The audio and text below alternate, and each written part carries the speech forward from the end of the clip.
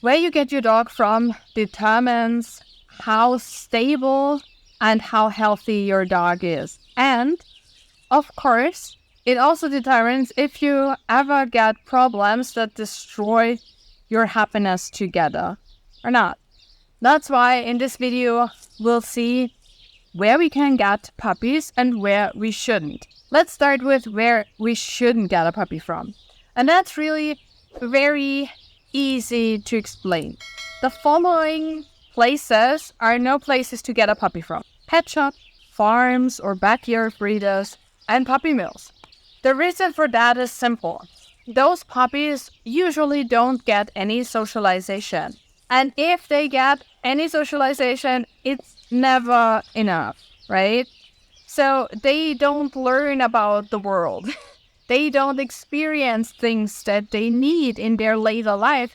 And that's when they get issues. So they don't know how to deal with people and other animals and household appliances and sounds and smells and visual stimuli and what have you.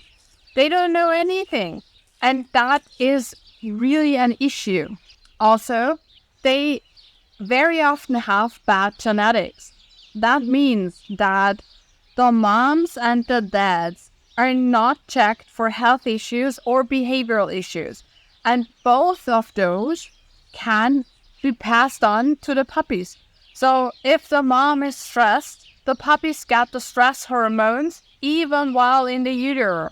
And of course, there is social learning. So when the mom is fearful of the people that are present or that sometimes stop by, the puppies learn that people are dangerous.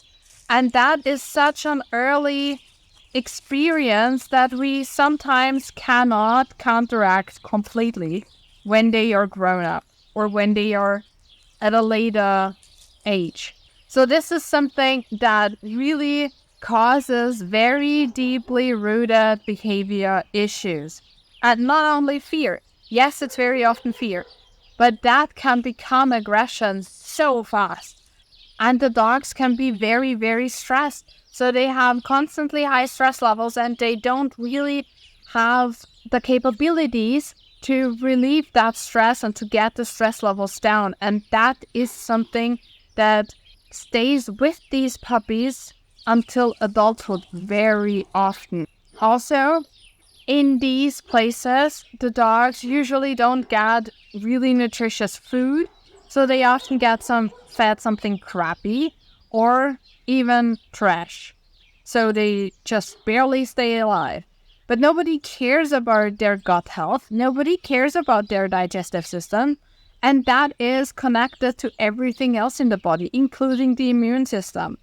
That's why these puppies can have infections easier. That's why very often we have stress issues. It's all connected. Also, we talked about the environment. They just don't see enough. They just don't get exposed to enough things in a good way. And that sticks with them. Early socialization is so important. And those dogs don't get any.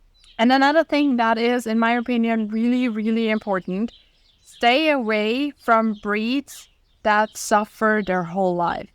That includes Shar-Peis, French and English Bulldogs, German Shepherds who look like this, double Merles, and Pugs. And yes, you can comment about your healthy dog as much as you want, but these dogs are physically incapable of being healthy.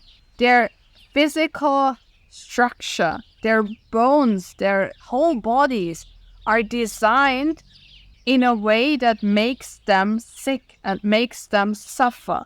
And that's not only hard to watch and really stressful for us if we want to stick with those dogs for a very long time. And don't get me wrong, I love bulldogs. I absolutely adore them. I love pugs. They are so awesome. But I would never give anybody any money for creating dogs who suffer their whole lives. And if you have ever lived with such a dog, it's not only a strain for the dog, it's also really hard for us to witness. And of course, it's very expensive. Just a side note, all right? Okay, so the next thing is kind of a gray area. You have the same issues, but you're not contributing to creating these dogs. And that is puppies from shelters and foster homes where there is not that much time for socialization. So the staff is doing everything they can and they're providing the puppies with the best they can give, but still the puppies don't experience as much. And of course, there is the issue with health and genetics and things like that. Very often, the mama dogs in rescue are fearful. Not all of them are, but some are. That passes on to the puppies.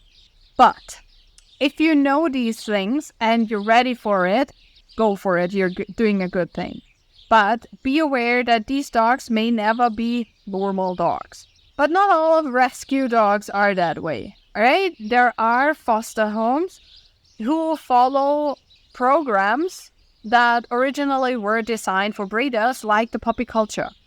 That is one option of following a program for early socialization. And it really starts at birth, pretty much.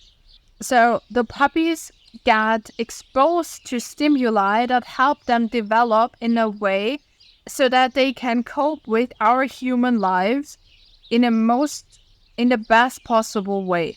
So they learn and experience a lot of things in a good way, all right? So they learn how to get brushed and different environments and people and dogs and all those things. So these dogs move to their new homes equipped with everything they need to cope with your life. And that is a very good bet that you will get a very good socialized dog and a very healthy dog. Again, sometimes we just have bad luck and sometimes trauma happens, right? Stuff like that. But still, this is the best bet you can make, all right? And if you already have a dog who could use a little more confidence, and let's be honest, every dog can use a little bit more confidence, check out this video.